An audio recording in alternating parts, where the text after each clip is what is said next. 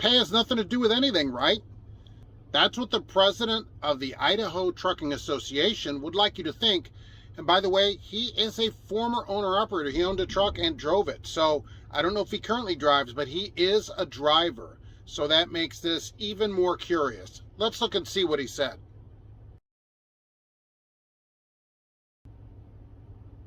Hello, and welcome to Trucking Answers.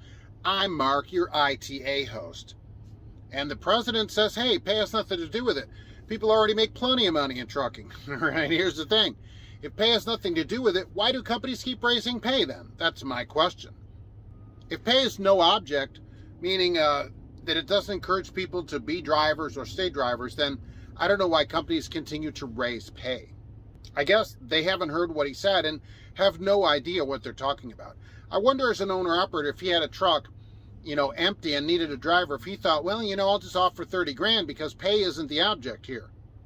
He said the perception of trucking is the problem, meaning long hours, time away from home, and that kind of thing. Yeah, that's true.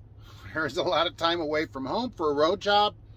Now he says, well, look, we need cement truck drivers and dump drivers and they're home every day. Yes, some of them work a lot of hours. Agree. There is something for everyone in trucking, certainly. You can run a cement truck and be home every day.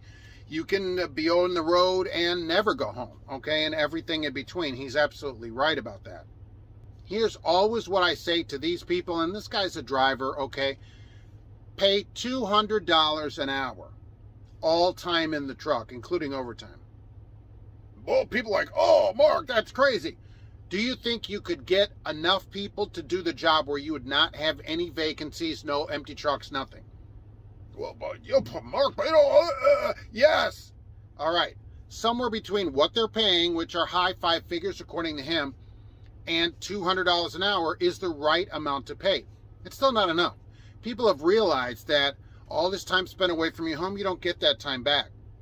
And that the pay in the 80s, early 80s and 70s was double what it is now. Drivers have lost 50% of their pay in real dollars since 1980.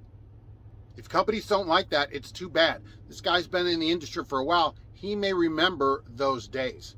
But you can't just parrot whatever your companies that are members say just to keep them on board. You need to tell the actual truth.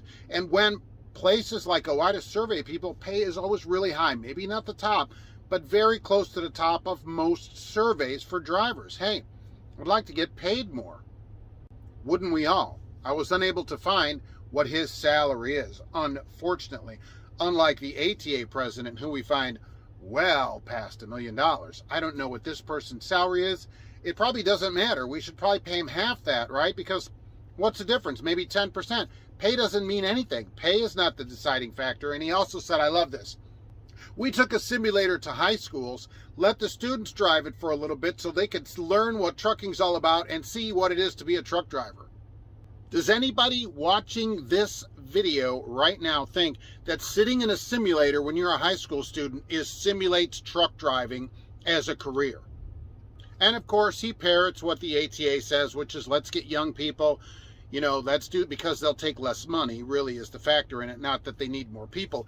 There are plenty of people in the country with a CDL that choose not to use it, and that should say something.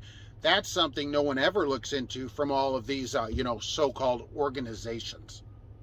So think about taking a 50 or 75% pay cut because pay really doesn't matter. And thanks for watching. We'll be back soon with another video.